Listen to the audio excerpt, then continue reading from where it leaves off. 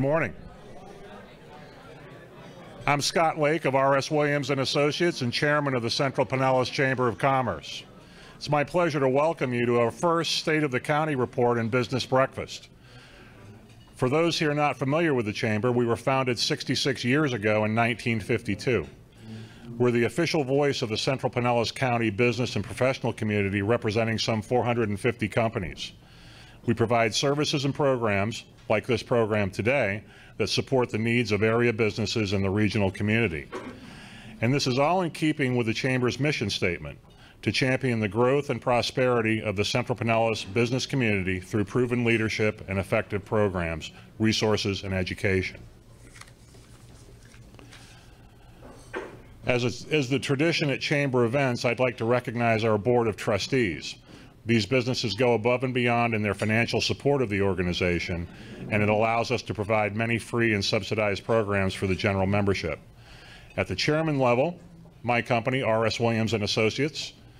At the platinum level, we have Largo Medical Center, Duke Energy, and Wealth Builders Value Properties.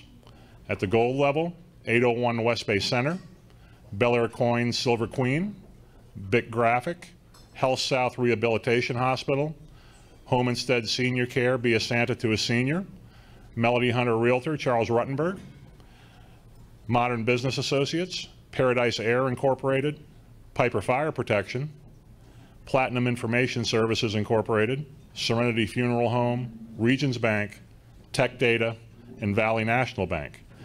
And at the silver level, we have Bank of the Ozarks, Baycare Morton Plant Hospital, Dex Imaging, Hampton Inn and Suites of Largo, the Palms of Largo, the Bank of Tampa, Village Inn, and Vology.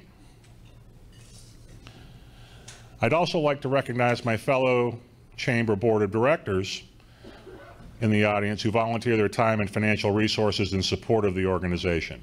We have Christina Helferty, CPA. Stand up and say hello. Melody Hunter of Charles Ruttenberg Realty. Chris Johnson of Piper Fire Protection. Dave Linhart of the Flying Locksmiths. Kay McKenzie, Check Before Hire. David Puckett, Bank of the Ozarks. Paula Claire Smith of Colliers International. Jeff Petracco, Wealth Builders Real Estate Entrepreneurs Association. And Rob England of England Brothers Construction. Thanks to all of you, as always. Now, please welcome Chamber President Tom Morrissette, who will introduce this morning's promotional partners, and enjoy the program. Thank you. Good morning, everyone. It's good to see so many people I haven't seen in some time and people who I see all the time.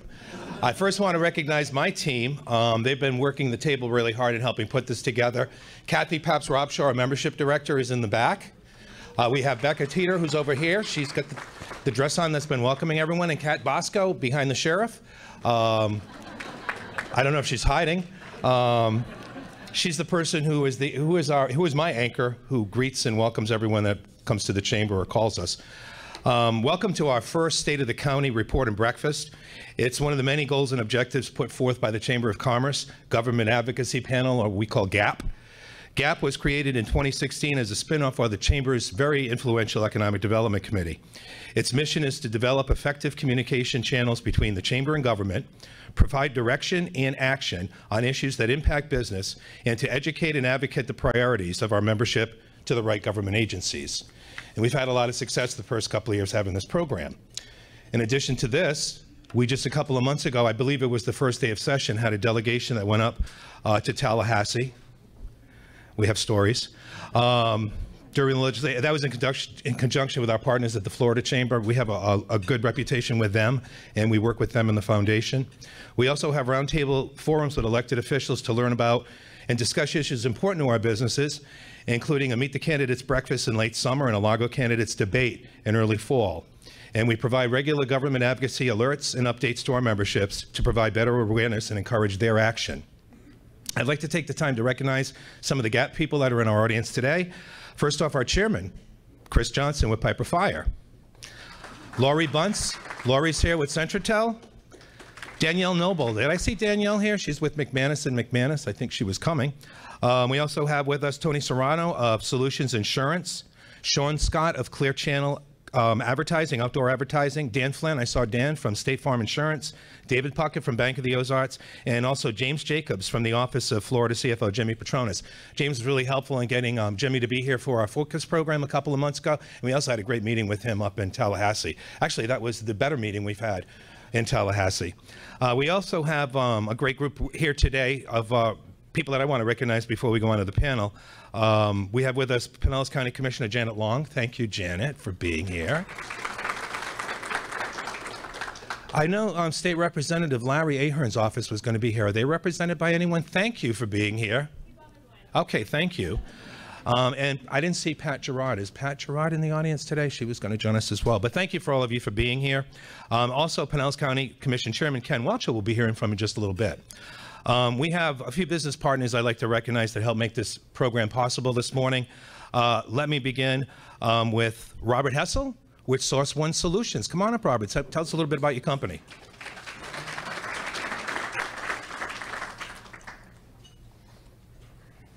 Don't know where to stand with the camera. Good morning. My name's Robert Hessell, and I'm the president and CEO of Source One Solutions. We're an IT services organization, probably best recognized in this town for providing commercial security systems to businesses that have at least 25 employees or multiple locations. At any given time, our company is responsible for helping protect over $100 billion worth of assets for clients like the Dali Museum, the Florida Aquarium, the United States Air Force, and Amalie Arena. So we want to thank you for having us to the event. It's a great turnout, and our group's back here if any of you'd like to speak to us. Thanks. Thank you, Robin. We also have David Ardman with CPWG. I said that right, and I said it fast. Engineering. Thank you so much. It's a pleasure to be here. It's also a pleasure to sponsor this event. CPWG is an engineering, environmental planning consulting company that we're working in both the public and private sectors and have been doing so since 2004. It's programs like this that make us as a company feel that it's an important part of the chamber. We enjoy being part of the chamber, and it's a reason why it's good to belong here. So thank you for coming.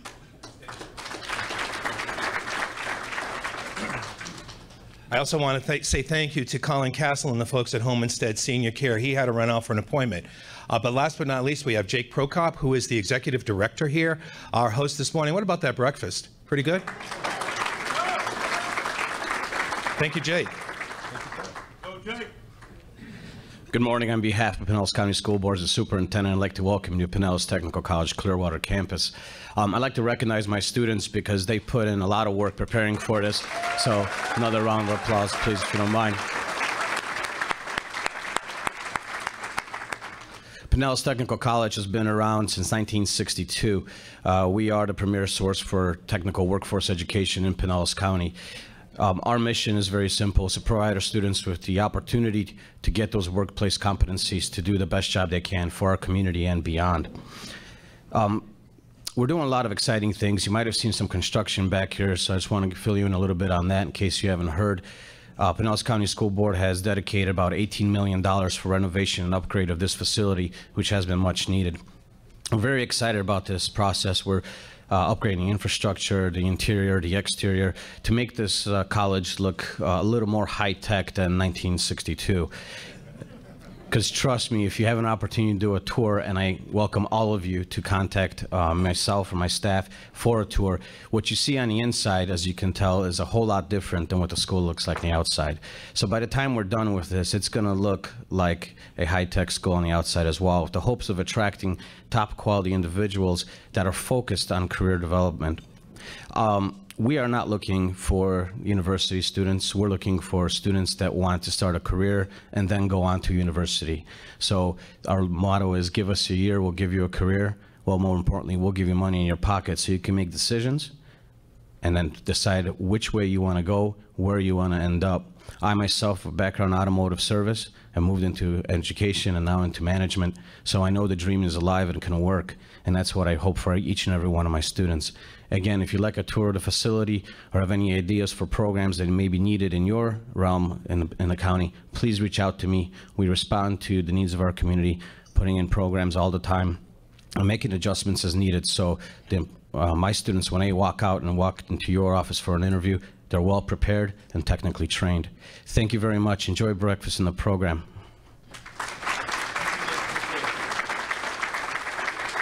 And I'd be remiss in not recognizing and introducing our financial partner this morning from Republic Bank, Freddy Cuevas. Freddy, where are you? Right over here. Thanks for being here. Thank you. Morning, everybody. I'm Freddy Cuevas with Republic Bank. See a lot of friendly faces, a lot of folks we work with around town. So, you know, I'm noticing, you know, three different groups that I see in this room. You know, we've got the small business groups, government, and nonprofits. Really, Republic Bank is focused on helping these groups achieve their goals, and so that's what we're dedicating ourselves to over the next couple of years, is really helping creating product sets for a nonprofit sector that really want to save every penny, put it back into their causes, come up with a robust product set for our small businesses, and really work on some municipal projects all across the Tampa Bay. So glad to be here, and we're very excited to hear about what's going on around the county. Thank you. And we couldn't do a lot of these programs if we didn't have the financial support of our sponsors, so we appreciate them very much. To begin our Pinellas County report, it's my pleasure to welcome a St. Petersburg native who was first elected to the Pinellas County Commission in 2000, representing District 7. Now he's in his 4th term and currently the commission chairman. And he's also served at the state level as the 1st and 2nd Vice President of the Florida Association of Counties. In addition to duties as a commissioner, he serves on the Pinellas Suncoast Transit Authority, Pinellas County Juvenile Detention Alternatives Initiative, Pinellas County Business Technology Services Board, Forward Pinellas, and other local, state, and national organizations. Ladies and gentlemen, please welcome Pinellas County Commission Chairman Kenneth T. Welch. Thank you, sir. I even get music coming in. I love that. How's everyone doing this morning? Good morning to the Central Pinellas Chamber. I want to take a second just to thank Jake and the students here at Pinellas Technical College. Keep working on your dreams. You know, one day these folks are going to own their own businesses. So thanks for the work you're doing. It wasn't the breakfast great? Okay. This is the first State of the County that we've done with the Chamber, and my problem will be trying to fit everything in about 10 minutes because there are so many great things happening in our county. I think our county is unique in a lot of ways, in the way that we work, in the way that we partner, but we do have some challenges as well. So I'm going to try to stick to about 10 minutes, and I guess I'll get the high sign when I get close. We have a whole contingent of county folks here today. I want to recognize our county staff who are here today, as well as our sheriff, Gualtieri, who's a great partner with us. And we've already introduced, but I want to introduce again my great partner and colleague, Janet Long. Thank you for being here, Commissioner Long. Well, Tom already told you that I'm a 3rd generation Pinellas resident. This is my 5th term. I was a very young man when I started, obviously, on the county commission. And let me just stray from the script for a minute. Communication is going to get on me. But I just want to convey to you, since we're talking this morning, that our approach to county government, I think, is the right approach. It is not highly partisan. We don't get caught up in a lot of the nonsense that you might see in Tallahassee or in Washington, D.C. We focus on the issues that are important for our community. Even in the way that we partner with our other county agencies, like the sheriff, I think is unique. And we hear this as we move around the state and around the nation, that what we have in Pinellas is important, and it's important as we go into elections that you ask folks about their approach to local government, because if we become a partisan, bickering government, we will start to move backwards instead of forward. So I just wanted to put that out on the table. Let me give you an example of why partnership matters, and now I'll get back on track and we'll go to the first slide. The Penny for Pinellas, approved with 83% voter approval. And as we move around the state at Florida Association of Counties, we hear from our colleagues who say, how in the world did y'all get 83% voter approval on what is essentially a tax, a decade of sales tax? And it comes down to partnership. What the penny is really about is about partnership. It represents a shared community vision in terms of projects that will be funded under the penny, a tangible record of promises kept with previous pennies, and remember, this is the 4th decade of the penny that's been approved. Follow through and execution is important, and then there has to be a sense of shared community benefit from all those projects. Now, all of us on the way here passed probably several dozen Penny for Pinellas projects. It might have been a bridge, a road, a facility, a fire station, a police station, a library. We all see the benefit, and that's why that was key. And that's really our blueprint for Pinellas County government. It is a partnership based on a real dialogue, on input and support of our residents, the business community, and partners like everyone in here in the room today. This morning, I want to go over some highlights of the state of our local economy, and we have several presenters on key areas, and they're going to stick to their time limits. But give you a quick overview. We've got 90 minutes, and we want to save 15 minutes for questions, so the time limits are on the program. But let me start by talking about the highlights of our local economy.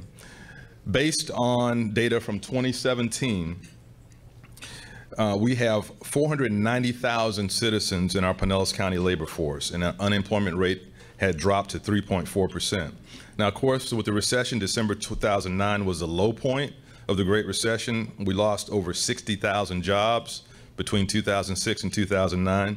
But since 2009, we've recovered all 60,000 of those jobs and added another 40,000 more. And I can't believe I skipped the line that I wanted to say the most.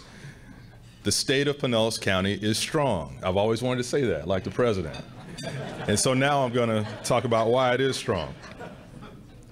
In 2017, our team helped 12 entrepreneurs to launch their own new businesses. And small business continue to be the driving engine for our local economy. Those engaged with the Florida Small Business Development Center at Pinellas County Economic Development reported that they created and retained nearly 800 jobs last year. We also helped our entrepreneurial and small business startups achieve $34 million in increased sales and win nearly $4 million in government contracts. In 2017, we worked with 19 corporate relocations and expansions that are projected to generate more than 2,000 new jobs. And of note, these are projected to produce $161 in direct and indirect wages for every $1 of county incentives, so 161 to 1 ratio. Now, there's some good news, especially for Central Pinellas in this. Vology announced the expansion of its Largo headquarters, which is expected to create 200 new jobs and retain 310 current positions. The expansion project was supported by a partnership, again, of Vology, Pinellas County, the City of Largo, and Enterprise Florida, all working together. Tech Data, also based in Largo, became Florida's largest company based on revenue. That number's right, Mike? Okay, largest company based on revenue right here at Tech Data. We also supported 3 international trade missions with $15.5 million projected and realized, $15.5 million in projected and realized sales to Tampa Bay companies. And I know many of you probably attended our economic symposium last year, and that is one of many community outreach events that we hosted throughout the year to bring resources and educational opportunities closer to our local businesses. Now let's talk about what we do to foster economic growth and vitality. I grew up in several family businesses. My granddad's woodyard and topsoil business is probably about where second base is at Tropicana Field. My dad's accounting business, and we know accounting is a true art form for the accountants in the room, was on 16th Street. Our dry cleaners was right. My cousin's dry cleaners was at 16th Street and 18th Avenue. So we all grew up in business. And what do we need from government as businesses? Number one, kind of stay out of our way. Let us do our business. But the fundamentals have to be right. The water at the tap needs to be clean every morning. The traffic signals need to work. The buses need to run on time, Commissioner. All those basics need to be there so that we as business folks can do our business without worrying about those fundamentals. So that's the first thing we want to do. And that's why one of our main goals is to be the standard for public service in America. We want to get the fundamentals right. And then beyond that, there's some things we want to do, particularly for business. Number one, we want to retain existing businesses. 2, we want to attract new and diversified enterprises to our community. And 3rd, we want to improve the local business climate. For all three of those areas, we focus on funding diverse programs and services that will have a meaningful and measurable impact on our local economy. So when it comes to retaining existing businesses, we support local businesses via programs and services like business counseling, training, and we have a small business enterprise program which helps small businesses for county purchases between $5,000 and $25,000. We also have a Doing Business with Pinellas County seminar where participants receive information on what it takes to participate with the county on local contracting. To attract new and diversified enterprises, we facilitate site relocation services, permitting, performance-based incentives, and access to financing and training grants for upgrading staff skills. We also have a voter-approved ad valorem tax abatement program that enables us to grant ad valorem tax exemptions to new and existing businesses that want to expand. And this is important because we are, I think, not on a level playing field with some of our surrounding counties, Pasco, Hillsborough, Manatee. We have to be on a level playing field with those counties. And we're doing everything we can do that to make that happen in Pinellas County as the first built-out county and the most densely populated county in the state of Florida. I want to wrap up with the penny for Pinellas and talk about why that is so important. And again, we're very thankful for your partnership on having that renewed. But there are two portions in that we want to make sure that you're aware of. For the first time in the penny for Pinellas, off the top, we are allocating $165 million for economic development and affordable housing, two very key issues for our county. Again, Pasco, Hillsborough, Manatee have abundant land that they can use for business expansion or to attract new businesses. We don't have that. We are in a redevelopment mode, and we have been for some time. Probably our largest tract of land that will be available soon is Tropicana Field. Whether the rays stay or not, that's 85 acres that can be repurposed for moving us forward in terms of economic development. But in this penny, we have $165 million that we can use for those two issues, economic development and housing. And that represents about 8.3% of the total penny anticipated revenue over the next decade. For the economic development portion, the next penny will fund capital investment in approved and improved sites suitable for attracting and retaining businesses, both small and large, that retain and create jobs. A few examples of things that might be funded by that $165 million pool from the economic development side is land assembly, environmental testing and remediation, demolition and aging of obsolete structures, and on-site and off-site infrastructure improvements, including stormwater retention, sufficient fill to raise buildings above flood zones.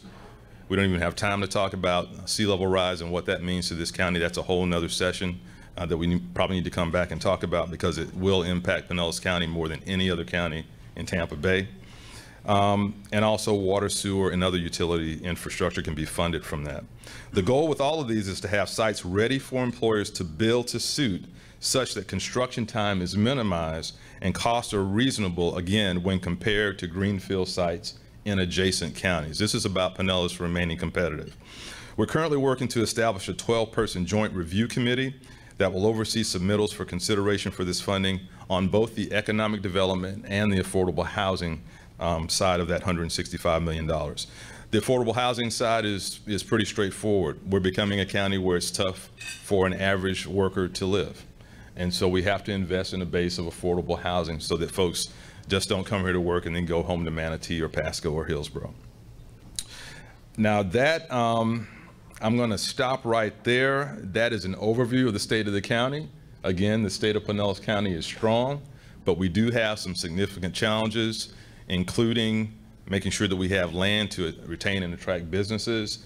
Sea level rise is an important issue as well. And I'll let Commissioner Long come back and talk about all of our transportation challenges that we need to meet in order just to be competitive with other parts of the nation. But overall, our state of the county is very strong.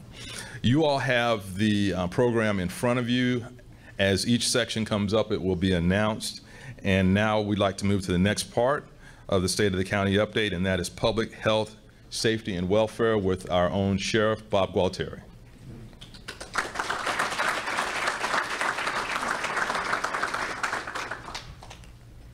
Good morning, sir. Good morning. Good to see you. All right, good to see you too. Good morning, everybody.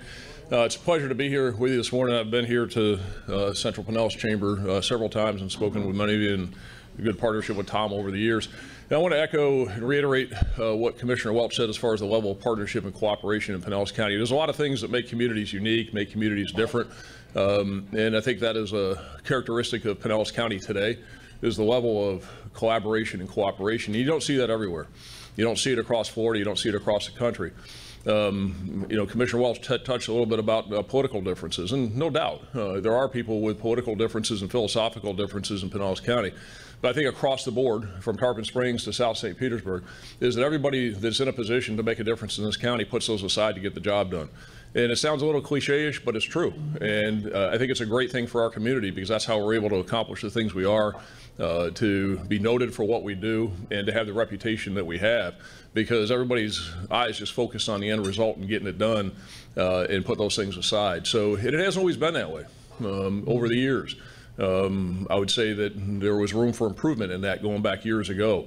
But today, I think we can say that Pinellas County sets a tone, and it can be a model for how to get things accomplished. So I think that's a credit to a lot of different people from a lot of different perspectives across the county.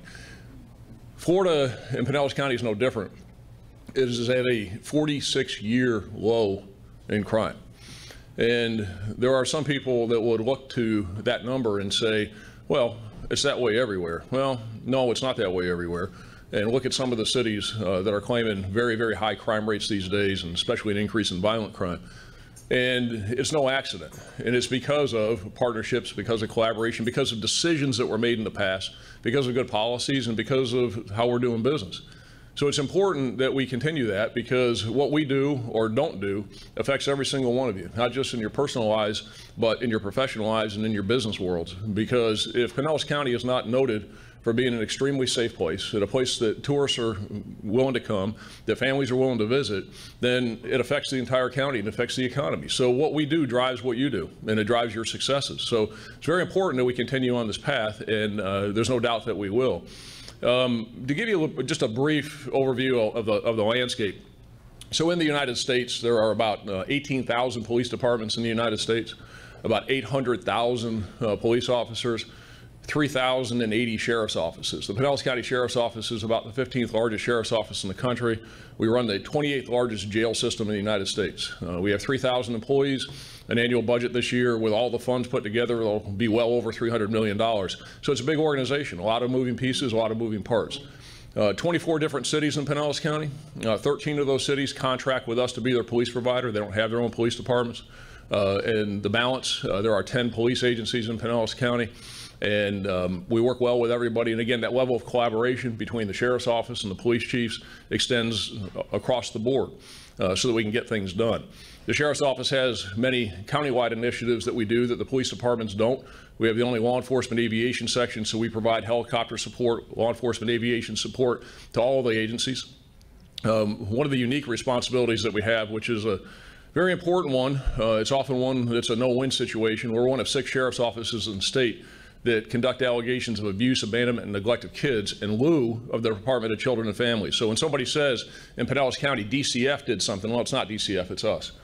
Because we conduct those child protection investigations. We have about, about 140 people in child protection investigations, and we respond to about 11,000 calls a year where the allegation is abuse, abandonment, and neglect of kids.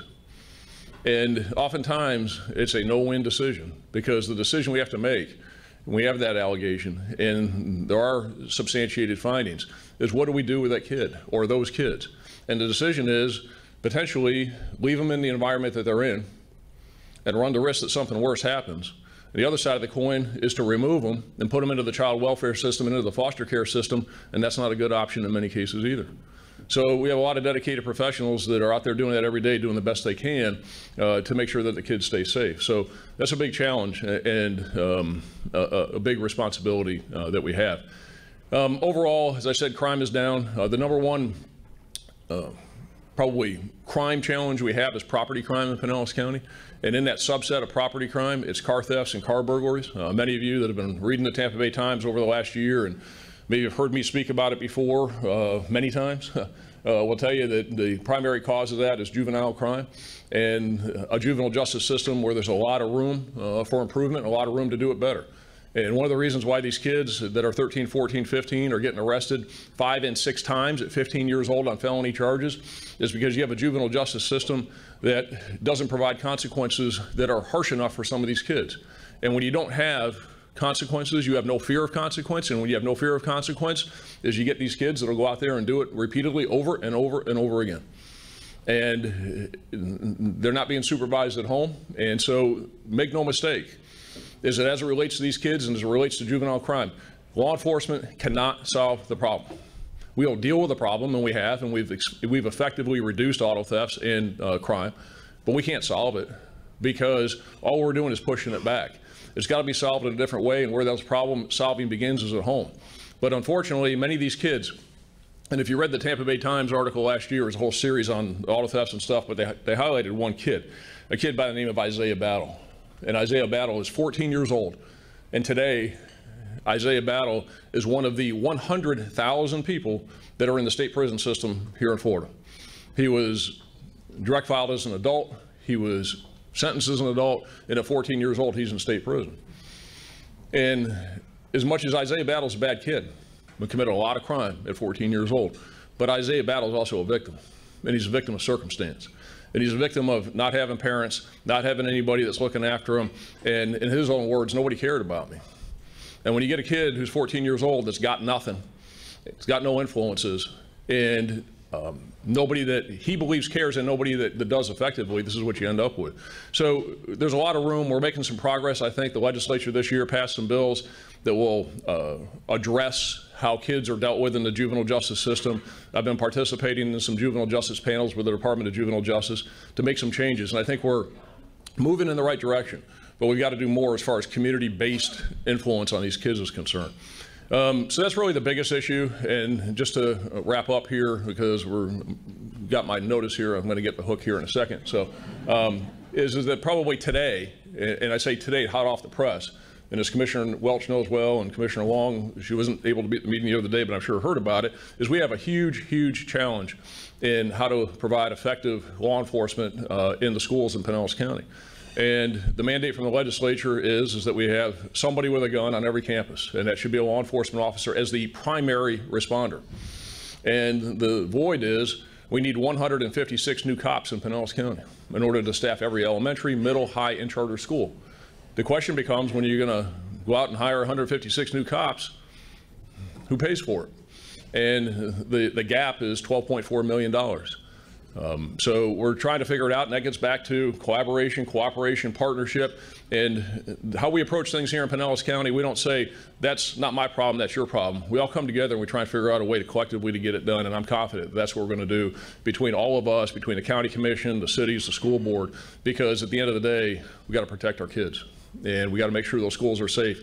And the important part of that is people are safe, but what's equally important is they feel safe. And when you're dropping your kids off in the morning, you want somebody sitting there wearing something like this, that when you go off to work, you have a degree of confidence that your children have a fighting chance if somebody comes on that campus and does something and tries to harm them. So we have an obligation. We're going to meet that obligation. It's not an option. Doing nothing is not an option. We will do it. We'll get it done. We'll figure it out.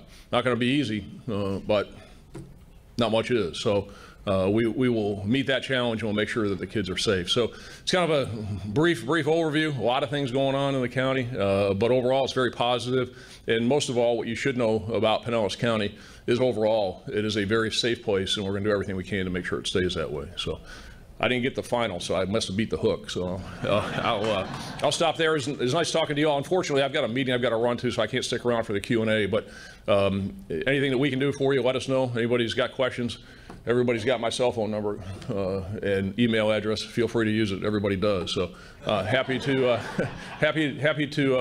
address any concerns that you might have, and appreciate the opportunity to talk to you. Thank you.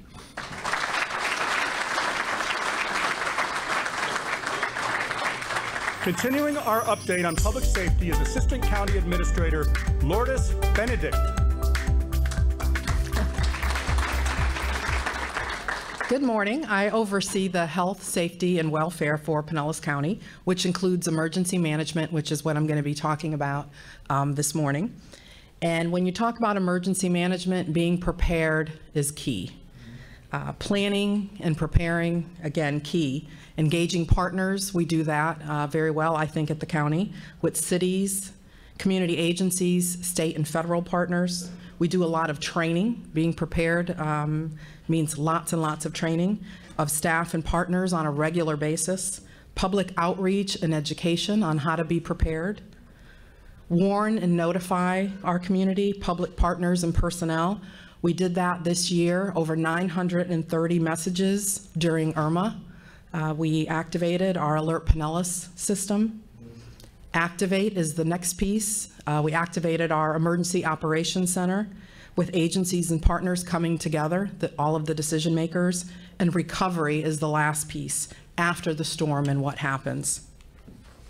So we had a little thing called Irma this year, which I'm sure you're all very familiar with. So this year we had the opportunity to put all of that practice and training into action due to Irma. And it was the third largest scale evacuation in 32 years. And so what does that mean? Over 354,000 evacuations for Pinellas County, over 445,000 sandbags were distributed, 17 shelters were opened, over 21,000 general population shelter, and 2,000 special needs shelters, folks were at shelters, including 2,000 animals. Can you just imagine getting all of those people and all of those animals into shelters during a very emotional and intense time? 49 healthcare facilities were evacuated before Irma. Lots of planning there. We managed the largest and longest power outage in Pinellas County in at least 32 years. So what does that mean? 238 of 305 healthcare facilities didn't have power. 376 county-maintained traffic signals were impacted, and our public works, along with our Pinellas County Sheriff's Office, worked 24/7 to maintain that traffic control. 595 miles of roadway was cleared, and operations were up and running due to the great work of our public works. And these are just some of the many, many highlights from Irma.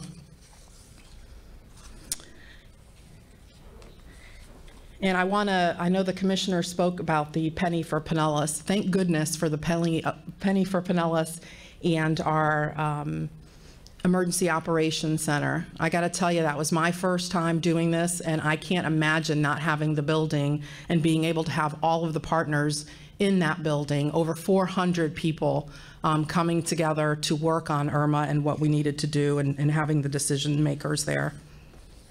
So we learned a lot of lessons due to Irma. I think we did a lot of things right, but there's always room for improvement. So what we did was we hired a consultant that came in, did a lot of community group focus groups with our various partners, cities, and put together the Hurricane Irma After Action Report, which is available on our website. I encourage you to take a look at that at pinellascounty.org. And lastly, I just want to thank all of our many partners. This is not something that the county can do on our own. We had hundreds and hundreds of people coming together, working in that emergency operations centers, from feeding people to getting them home housed, to sheltering, to getting our homeless individuals on buses, thanks to PSTA for all the work they did there, the Salvation Army sitting right there side by side, all of our first responders, Sheriff's Office, emergency management, EMS folks coming together to help people.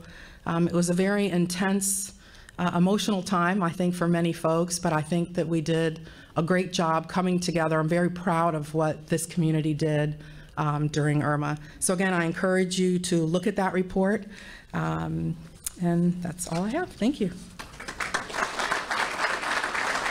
Our next topic is environmental stewardship with Assistant County Administrator Rahim Harji. Good morning. My portfolio of departments includes the Utilities Department, the Public Works Department, Solid Waste Department, and the Parks and Recreation Department. So on the heels of the penny discussion, I'm going to talk about some of the things that we're doing to get ready for the revenue we're going to start seeing in 2020. We're partnering with stakeholders to basically identify our needs. What do we need to do where from an infrastructure perspective? So if we have a flooding issue in one particular location that's right next to a gap, that a sidewalk gap that is next to an intersection improvement we need to do, we're working on combining all those needs so that the impact to the community when we go take care of those things is very minimal or shortened, so we don't have to come back and do it again. One thing I wanted to touch on was in 2014, the Board of County Commissioners approved a surface water assessment, and that's basically a non-ad valorem assessment that helps provide revenue to fund stormwater services and things like maintaining the ditches, maintaining some of our ponds, making sure that we plan better for flooding and taking care of it. And one of the big things that funded was a floodplain management program. And for just to give a quick 101 on what the floodplain management program is, FEMA requires that municipalities have to adopt minimum standards or do certain things that protect people from flooding. And if a community is proactive and does a little more, which is an example could be some of the notification we did during Irma to warn people of what their risk might be and how you can mitigate that, it gives you points if you participate in this program called the Community Rating System, the CRS program. So after the board adopted the surface water assessment, the county made a big effort to improve our CRS program. Basically what that does is it gives our residents discounts on their flood insurance policies. So in about 2015, 2016, we went through an audit with ISO, who are the contractors for FEMA, on our CRS program, and we significantly improved on that score. We went from a 7 to a 5, and that means we now have everybody in the unincorporated area who has a flood insurance policy gets 25% off their flood insurance premium. That's a payback from our investments from the surface water assessment. And bottom line is the dollar amount is $5.6 million in savings that's directly in the pockets of our residents who pay their flood insurance. So this shows how some of our investments are returning. And that's something that we continue to look for opportunities to enhance. And continuing our update on environmental stewardship is Interim Utilities Director Megan Ross. Good morning. I am so pleased to be here today speaking with so many of our local business leaders to share some of the work our county is doing to not only maintain economic vitality, but to ensure a bright and successful future for Pinellas County's local businesses. My presentation today is entitled The Wastewater Stormwater Partnership and will be an overview of the importance of our community's infrastructure to the economic vitality of Pinellas County, as well as the collaborative approach that Pinellas County has taken with respect to working with all of our municipal partners. Before I continue, I would like to point out that there is a website that you can visit, shown here on this slide, if you're interested in learning more about this partnership. It's at www.pinellascounty.org/taskforce. I'd like to start off by impressing upon you the importance of wastewater and stormwater infrastructure to not only public health, but also to the environment, and particularly water quality. Maintaining and improving water quality in our environment is extremely necessary to our economic success. As you know, Pinellas County is known worldwide for our beautiful beaches, which are at the core of our vibrant tourism industry. By investing in stormwater and wastewater infrastructure, Pinellas County is investing in a strong and robust platform for economic development.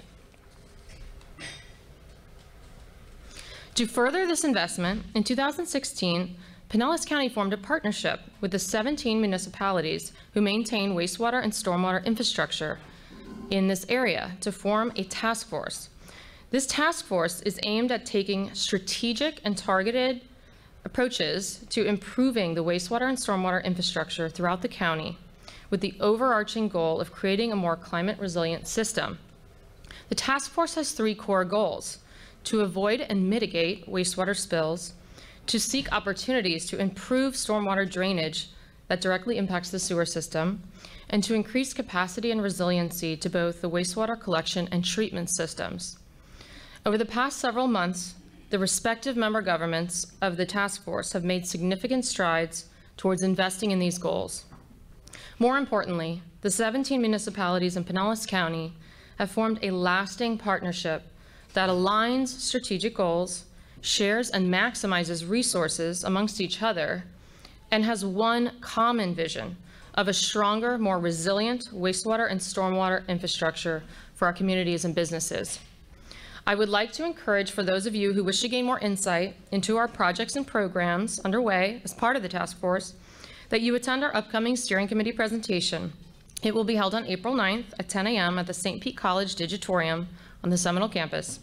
If you cannot attend, the presentation will also be posted on the website after the April 9th meeting at, again, www.pinellascounty.org/taskforce. Thank you. And now, everyone's favorite topic, economic growth and vitality, with Economic Development Director Mike Meidel.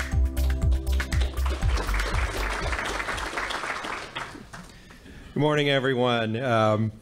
You're our people. What we do is help small businesses and businesses of all sizes to grow here in Pinellas County. Our primary mission is to create more and better jobs for Pinellas County residents. And you are all part of that. Day to day, you're out there in the work world creating jobs, creating investment, creating tax base for us to do all these services you're hearing about today. So we want to thank you for your role in Pinellas County's economy. You are the economy of Pinellas County.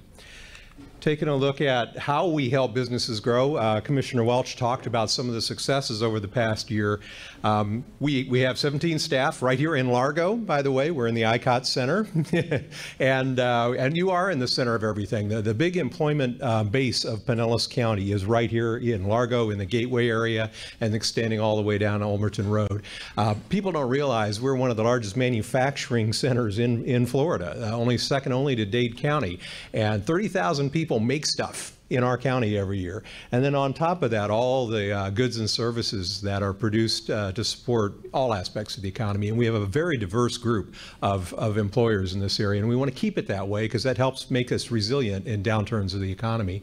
So our 17 staff work on business development. We try to help our existing companies to grow and to attract new ones, primarily focused on target industries, which are those that sell their products and services outside of Pinellas County. So they're bringing new money into the economy, and then that payroll of those workers goes out and they're buying the goods and services that many of you offer in the small business world. Secondly, we have a small business development center that focuses entirely on helping new businesses get started and helping other small businesses to grow. And we'll talk more about that, especially in the rest of the slideshow. And then our support group looks at how can we help identify land for the growth, because ultimately every economic development deal is a real estate transaction. You've got to lease space, you've got to buy or build a building, and we got to make that happen, and we have to have ways to make that happen. So that support group helps with that and with data collection, and we'll tell you a little bit about some of the data tools that you can use for your own business. Business workshops, the Small Business Development Center throughout the year is conducting workshops throughout the county and in our Largo location.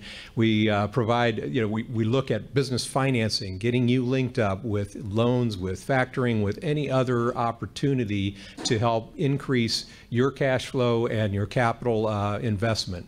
And then one-on-one business counseling, we have counselors that can sit down with you and discuss your specific business needs, everything from marketing plans to business plans, again with a financing, with identifying and solving a business problem, whether it's a production problem for a manufacturing firm or just trying to figure out how to price your product. We're there for all of those aspects. And we have a road tour where we do 10 different sites throughout the county, including the Largo site, so we can come to you too. And you can work with Tom at the chamber and set up appointments for our counselors to come see you. Then we look at we do work closely with federal and state and county and school board and throughout the Tampa Bay with our government agencies who are buying your products and services, and we try to connect you with those organizations. And then finally, export assistance. One of the ways we help companies to grow is to help them find markets overseas. So as Commissioner Welch mentioned, this past year we did 3 overseas export missions, and we took companies from Pinellas County and we sat them in front of potential buyers in foreign countries and made those deals. And that $15.5 million are deals that were done by small businesses in Pinellas County with firms outside of this country. And you can be a part of that. Other events we do reach out in many, many ways, and the idea of all of these events is to put small businesses in front of potential buyers or potential partners, and whether there could be financing partners. One example is the finance fair itself. We have banks and factoring institutions and finance companies of all kinds at tables around the room, and the small businesses can come in and walk the room and identify a company that identifies with your particular industry, your particular niche, and you can match up and get the financing you need to help your business succeed. The other events are on there as well. One thing I want to talk about before I leave too is the data center. We have greatly and vastly increased our data that's available online. You can go to that /data center a shortcut and go directly to this page, but every quarter we put out detailed economic information on the Tampa Bay sites component. You can get information specific to Largo. You can also use that Tampa Bay sites portion of the data center to focus in on a particular intersection and zone. So we're ready to go there. This dashboard will give you information, good points. All the green are good. We're trending well in the economy, but there's even more of this data as you go down the page. Occupational data, so many different things. The Amendment 1, I wanted to talk briefly about this now because in November you're going to see a referendum issue on the ballot that will reduce the taxes to all government agencies in Pinellas County except for the school board. And this would increase the homestead exemption for value between $100,000 and $125,000 of assessed value. And again, it applies to everything but the school millage rates. This will take effect in January of 2019 if it's passed, and will affect the fiscal year 20 tax income. So what happens here, these are the layers of the various exemptions. Everybody gets the exemption on the first $25,000, then there's a gap, and then between 50 and 75, everybody who has value within that range gets a second exemption, and now this third layer would be put on top of it at the high end. Now, this would reduce income in Pinellas County by $36.5 million, and that's for all jurisdictions. And the city of Largo would lose $683,000 in the first year, and then, of course, every year thereafter. And local governments won't be able to recover this. Yes, taxable value has been going up in recent years, but this decrease is far in excess of the typical increase in revenues each year. And the worst part of it is only 1/3 of the single-family residences in this county will see a benefit. 2/3 of the people will not get a benefit from this, and that doesn't even count the renters who will see no benefit in it at all either.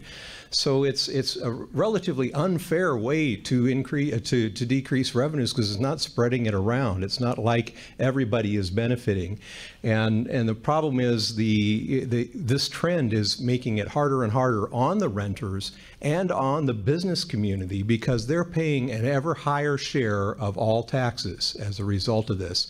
The single-family, high-income, high-value properties will see their taxes decrease, but others will see them stay the same or increase as a result of this.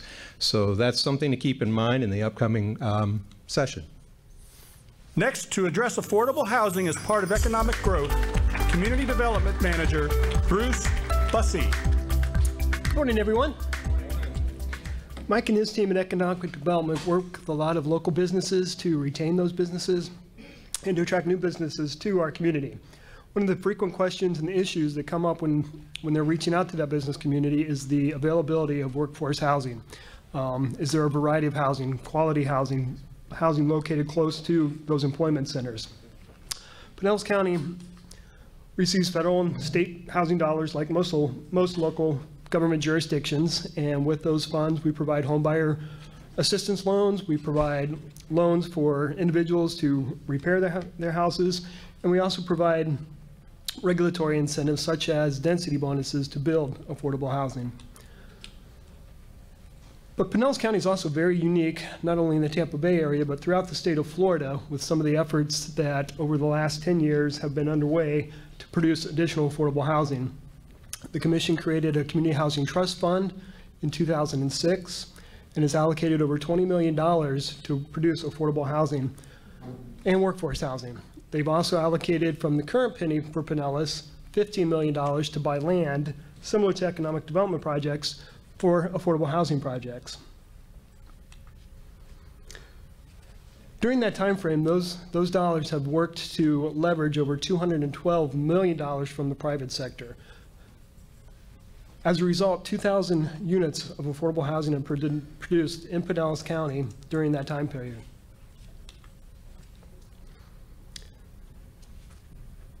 The current penny for Pinellas, those $15 million, incentivizes affordable housing by reducing the overall development cost.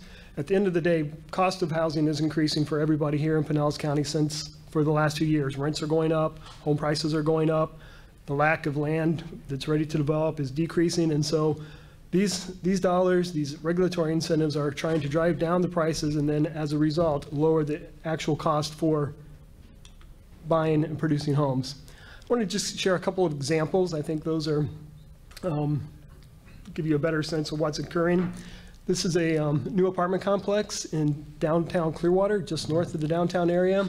Pinellas County was able to assist financing this project by buying the land, reducing the overall cost of the project, and as a result, these are 76 brand new units in the center part of Pinellas County that are now readily available. Another project that is currently underway, not far from here, near the intersection of Belcher Road and Almerton, is a 92 mixed income development. Again, Pinellas County bought the land. Pinellas County owns the land and leases that to the developer. And so not only is this going to be an affordable product the next 5, 10, 15 years, but that land will always remain in ownership of Pinellas County and preserved for long-term housing affordability for the workforce. Pinellas County incentivizes the construction of workforce housing through financial incentives, through regulatory incentives, but it's really the private sector and our partners that work with the community to build the affordable housing. Habitat Humanity is another one of our partners that I'm sure everybody's familiar with. With them, the county has donated land for them to build new homes throughout Pinellas County. One of the projects is in the Dansville community where they last year have built over 13 new homes, and they're getting ready to start on 9 new houses that the county donated land for. They bought approximately 20 more sites, and so they're revitalizing that community, producing affordable housing, and creating better options for the local workforce. So those are just a few of the highlights that Pinellas County is working with the private sector to make more housing options available throughout Pinellas County, and not just affordable in terms of very low income or low income. We're talking about today's workforce and what, you know, a middle income household of 4 would be earning and what available opportunities are there for those individuals, those families, your workforce to live and work here in Pinellas County. Thank you. A vibrant economy needs good transportation, so let's hear about transportation projects from Assistant County Administrator Rahim Harji. Good morning again. I'm going to touch on 2 main things. The first is going to be our advanced traffic management and ITS, Intelligent Transportation System. Just to kind of give you an overview on how to manage traffic, there are different ways you can improve traffic. One is you can add more lanes on the road and more people can travel. Another way you can do this is provide people with options to travel, like transit, buses. But one way that the county has invested a lot in is making travel work better and more efficiently by optimizing the traffic signals. In 2007, the board approved a 9-cent gas tax, which basically invested money into providing technology, state-of-the-art technology, to maximize the use of our existing system. So basically what that does is we put in things like video detection. You know, back in the day, signal timings were, you know, you have a minute going this way and then another minute going that way. Now it's more adaptive. So it looks at the number of vehicles and manages the patterns based on the most efficient flow. What it's also done is it's given people options to travel, whether using this particular road or that a different particular road, by providing signage. So for example, when you're going down some of our major corridors, you'll see these message boards that say, okay, it's going to take you 15 minutes to get from point A to point B. You know, you might choose to go a different route. That gives you options. What that also does is it gives us the opportunity, which we use during Irma, to let people know there's an evacuation order in place. It gave us the opportunity to put in traffic signal plans or timing plans that allowed for people to evacuate from the areas that were called for evacuation. Things like that have helped us adapt. Another example is spring break. So there's a lot of east-west traffic coming in. So right now you'll notice that there's traffic priority on the east-west routes so that people can get to the beach and away from the beach. This is one of the ways we're addressing the traffic issue. There are many other ways, and you'll hear some regarding the transit part. The other thing I wanted to talk about, which I briefly touched on during the stormwater discussion, was Penny 4. What are we doing with the revenue we're going to see in 2020? So the first thing we wanted to do was make sure we take care of what we have. You know, we have miles and miles of roadways that we have to maintain to make sure that the pavement conditions are good. We have bridges that we need to make sure are structurally sound. That's going to be one of our main investments up front. But the other thing we're going to look at too is a holistic approach on how to implement needs that I talked about briefly on the drainage side. Was if you have a flooding issue at a particular location that needs a resurfacing on the road, combine everything so that we don't have to come back later on. And the other thing we're investing on heavily, which an example is the Pinellas Trail, is multimodal options. So not just looking at it from the perspective of a car traveling from point A to point B. Look at what we can do within our existing right-of-way to give people options on their bicycles, if they want to walk, looking at things like that as well. And that touches on complete streets and context-sensitive design. Basically what that means is it's the right street in the right place. So if you have a business corridor where you want to promote people stopping, you know, visiting the shops, you don't want a 45-mile-an-hour road going through there that, you know, people just fly through. You want people to enjoy the experience of being there. So where appropriate, we're going to start looking at a complete streets type of approach where you have street trees, you have wider sidewalks, you have wider bike lanes so that people are not just flying through there. But again, we have to balance that with, you know, people do want to go from one point to the other and really don't want to stop in the way. And again, I briefly touched on this, the long-term rehab of our infrastructure. One of the things that we want to make sure is the investments we've made in Penny 1, 2, and 3, that those are in good condition into the future. So that's going to be one of our priorities. Continuing our look at transportation is Forward Pinellas Planning Manager Chelsea Favero. Good morning. So I'm here to talk to you about the Regional Transit Feasibility Plan. So where this came from is a couple years ago, CSX Corporation actually approached the region and offered to sell us a couple of their spurs, one going up to Brooksville and one going through Pinellas County down to St. Petersburg. The problem with that is you can't just get federal funding. You pick a project out of the air and get federal funding for it. You have to demonstrate to the Federal Transit Administration that the project will be a success and it won't be a waste of funding. So with that, the region kicked off this feasibility plan. The purpose of the plan was to define that regional vision for transit throughout Tampa Bay and identify a catalyst project. What the plan is not, and I want to make this very clear, it is not a replacement for future transit projects. We set out to identify what's that one project that can get the region started and get towards this build out for the future. And this is not the only transit recommendation for the region, but it is one.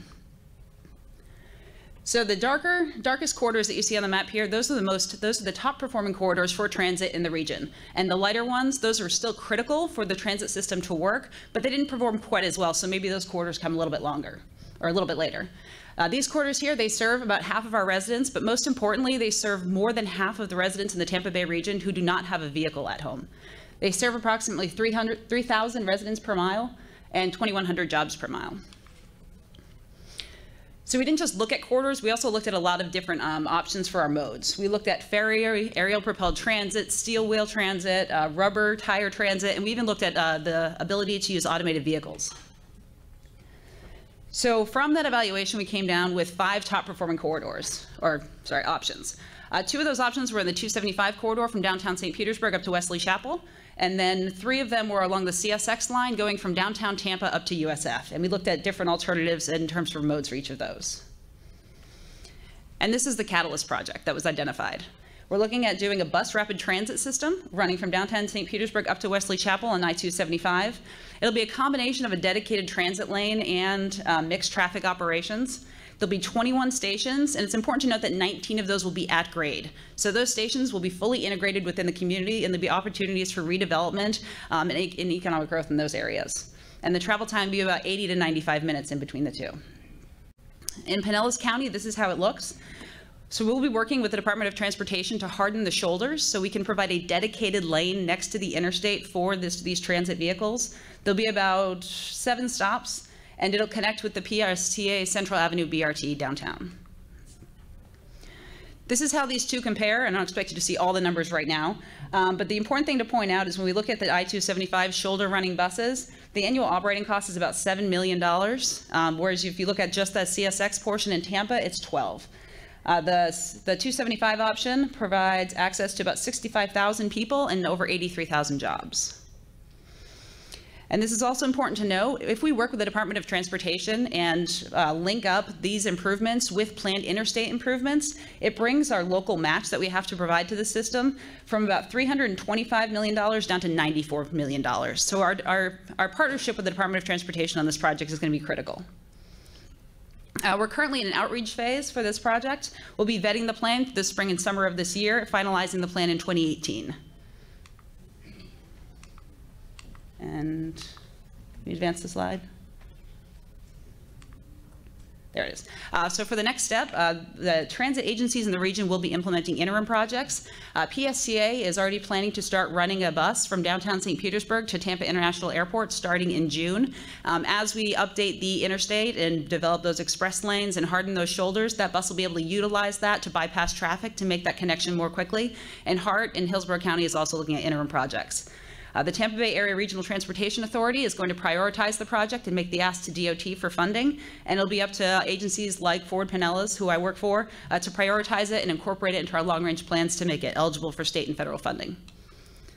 And this is the website. There's a whole lot more information up here, including visuals, graphics, all sorts of fun data. If you want to dig into it, I encourage you to go ahead and visit tbregionaltransit.com. Thank you. And our last topic is delivering first-class services with Strategic Performance Manager Aubrey Phillips. Good morning. As you've been hearing this morning, Pinellas County is committed to delivering first-class services. And because of that, understanding what our customers think about the services we provide is key to that commitment.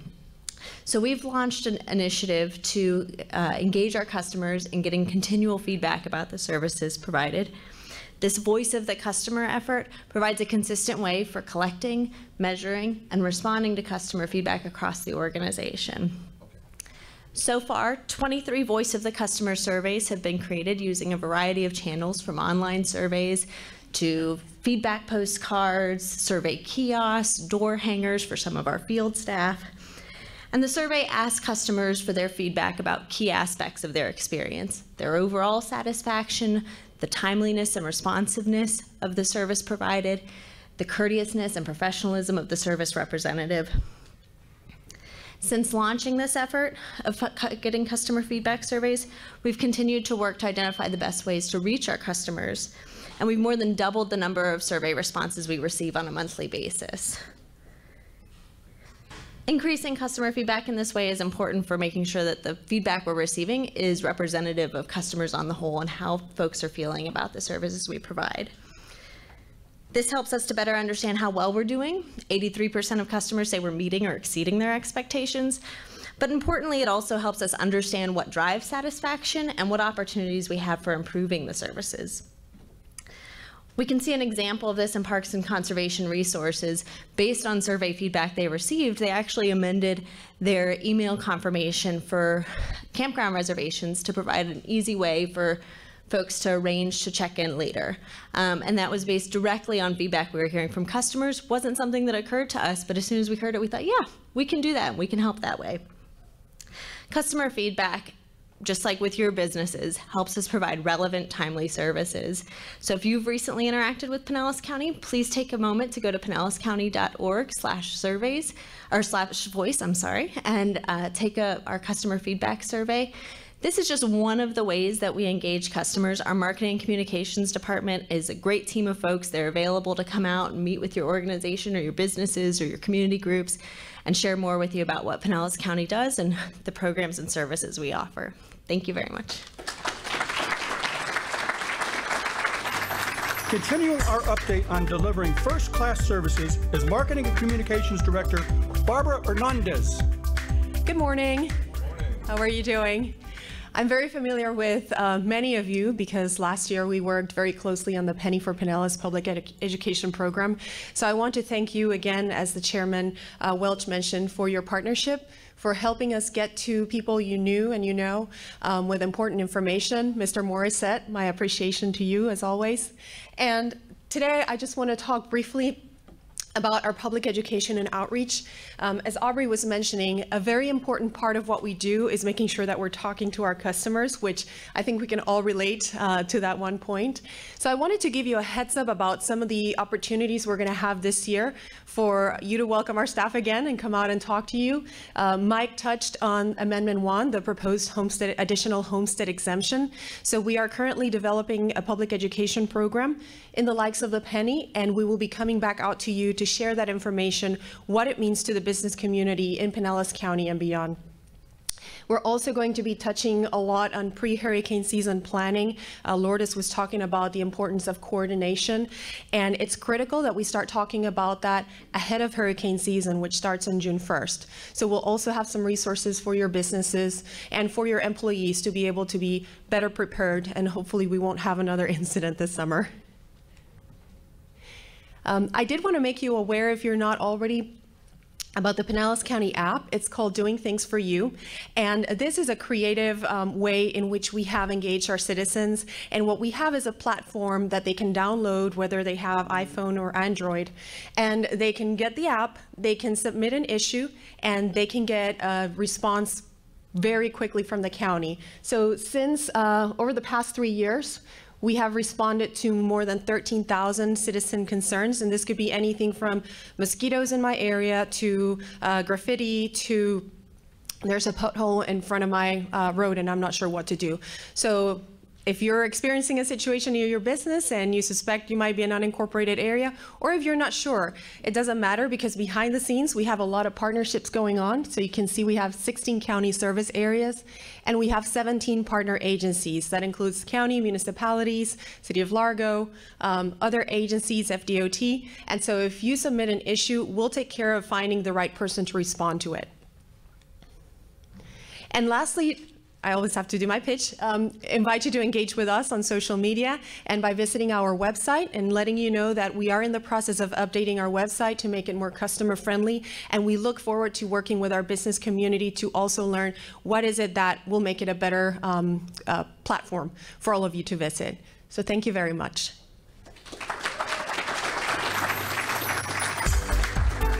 To conclude our State of the County update, welcome back Chairman Kenneth Welch.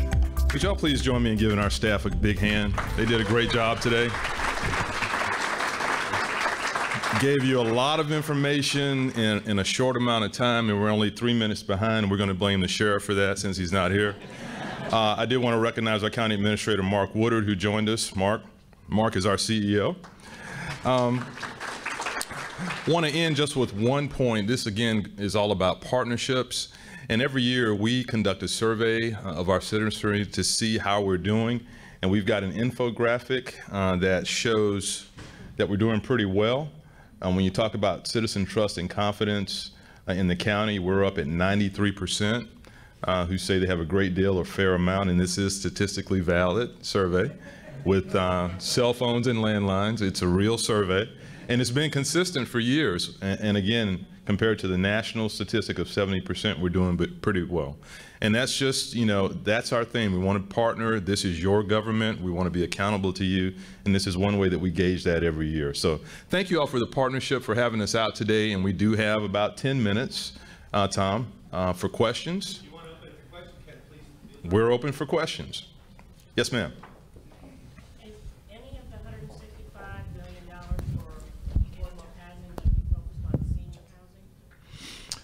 In our current community housing plan, we have different sectors, and senior housing is one of those special categories. So my assumption it is part of that. Bruce, can you confirm that? Come on up.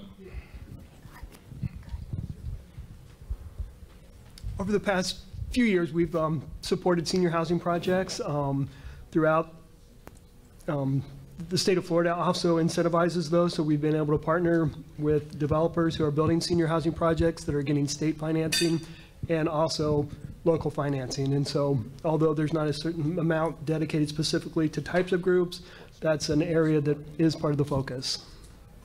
Thank you, Bruce. Other questions? Yes. How affordable is affordable? That's a good question. In the current penny, the combination of the 15 million in the penny and the 19 million in the housing trust fund, most of that has gone to folks making 80% AMI and less. But our rules allow for funding up to 120% of AMI. So, you know, for folks, middle class folks, there's a new term, the missing middle. I think that's the word. We don't want to forget those folks, the teachers and nurses, the folks that work for county governments as well. But most of it is aimed at 80% AMI and below. But remember, this is for the next decade, so we're going to have to look at what the realities are, or the next commission will, you know, in 2020 and beyond. But that's where most of the money is gone. Good question. Other questions?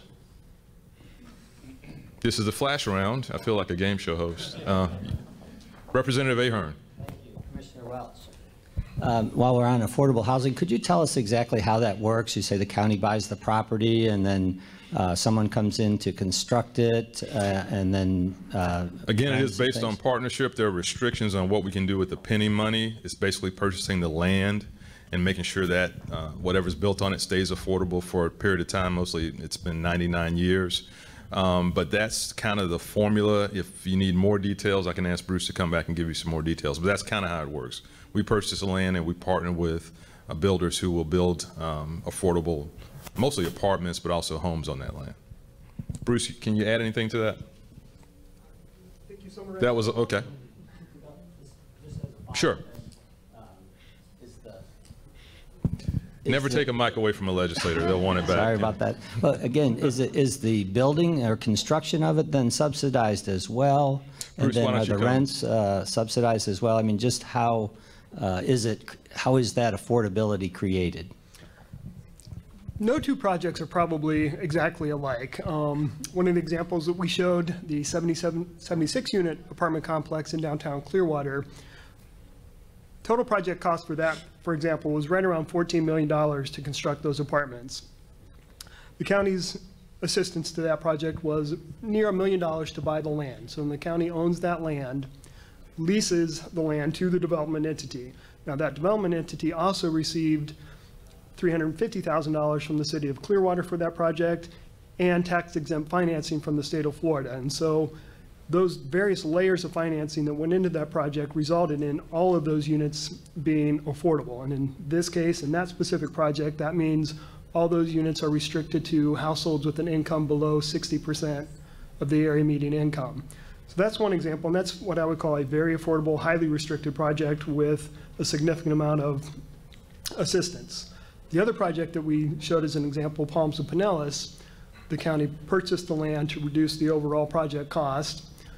And as a result, 15 of those units are going to be for very low income households. but the balance of those properties are going to be restricted to 120% of AMI. I would characterize that as more of a workforce housing. It's certainly more affordable than a typical market rate apartment complex being built would be, but not to the extreme of a very low income apartment. So no two projects are quite alike. It depends on the level of assistance, what the affordability levels become, and how many are affordable. Thank you, Representative. I have a follow-up question. I'm sorry. Let me get Councilmember Patty Johnson in, and then I'll go to you, sir. Go ahead. As an employer, we have 3 small businesses. I'm sorry, but as an employer, I'm taking off one hat and putting on another. And our biggest problem has been, for the last few years, getting people to be able to come to work. They're all trained, and we've invested a lot of money, but they can't get there. This year, we got $1.7 million to put in transportation disadvantaged. So we got the money. Now our problem seems to be that the information is not going to the employers or the people that need the assistance. We can get people to work in Pinellas County if it's by Uber or bus or DART or whatever. And that criteria is they have to be less than 150% of the federal poverty guideline. So everybody gets a chance to get up and go to work, but getting the message out has become a problem. Well, thank you for your leadership on transportation disadvantage, and thank you for giving that message to the business leaders who are here. And maybe there's a way that we can work through our economic development department to try to get that information out to all employers. Thank you so much. Sir? Yes. The follow-up to the gentleman's question, Representative Ahern's question about the affordable housing, where are you coming up with the how are you determining the rent factor for these folks, for the affordable housing? Bruce, that's a Bruce question.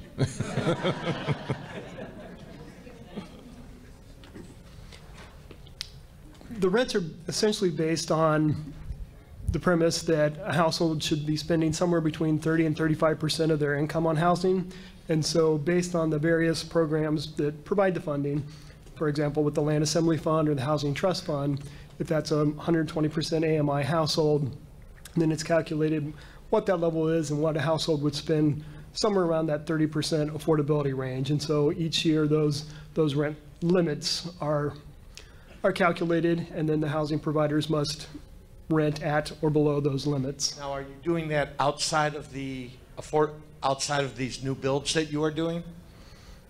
Are you doing it in Wynn neighborhoods and as well as some of the more challenged areas in Pinellas County?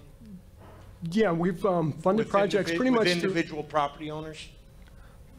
Not so much with individual property owners, other than we do have home loan programs for households to be able to buy new homes and renovate their existing houses. So we do have low interest loans for that purpose. We're not understanding your question? No, you don't. Okay. No, what I'm asking is are you reaching out to other landlords to subsidize low-income housing? Because Section 8 HUD is pretty much frozen right now here in Pinellas County. He's providing funding for people that want to rent in a privately owned building. I don't believe so. This is strictly new build, new construction. Is it strictly new construction? Not strictly new construction. We would also fund the renovation of existing units. It's strictly for funding purposes. It's not for. It's mostly for providing the housing units. Gotcha. In terms of direct funding assistance. It's not for helping the individual. It's more for helping the developer be able to build it, and then it's the developer's decision to accept the 35% of the gross income. It's required of the developer as a result of the assistance to maintain certain rent levels. Thank you. Great questions. Go to this side. Hi, I'm Teresa Bryden from the City of Largo. Just want to say mine's not a question, but a comment to say thanks to Pinellas County for supporting the community redevelopment districts and the CRA agencies in our communities. They're the lifeblood of what we do. It's all about redevelopment, as you mentioned, and I just really want to say thank you very much, because with what we do, we're able to achieve a lot, and I think there's a lot more coming from our community, so thank you. Thank you for that. And the next time y'all go to Tallahassee, tell them to keep their hands off our CRAs. We know what we're doing in Pinellas County. We're accountable, and they do make a difference. So thank you for saying that. Any other questions? What a clockwork. Barbara, great job. You're right on time. Tom, thank you. Absolutely, absolutely. Thank you, sir, for being. Thank you. It's a pleasure. Thank you for inviting us. All right. I want to personally thank Mark, County Administrator. He and I spoke about this about a year and a half ago about putting a program like this together, and he went gangbusters with it. He deserves a round of applause for bringing this all together. And thank you, Barbara, for all you did, because you and I were on the phone quite a bit. And Brian, we broke you in, I guess, the past couple of weeks, brand new guy doing the AV stuff and all the event planning, and he, gangbusters, man, thank you. I want to thank our sponsors again. Their names were up there. They all had a chance to speak, and I don't have my notes in front of me, but I'm going to guess Republic Bank, CPWG Engineering, Pinellas Technical College, and Source One, and Home Instead Senior Care. You get the table right in front. I can't see them. Did I get them all? And I want to thank you for bringing up the question about affordable housing, because we talk about this a lot in our Economic Development Committee meetings. We have a lot of people in Central Pinellas that work in those great hotels and those great resorts on the beach. They have to live somewhere. And these plans allow them to do it. So when we have friends coming to visit for their $500 a night weekends, we need someone to be working at those establishments. So thank you for all you're doing with that. And we're working on it as well. Hope everyone has a great day. If you have any thoughts about our programs in the future, please give me a holler. And I look forward to seeing you all real soon. Thanks.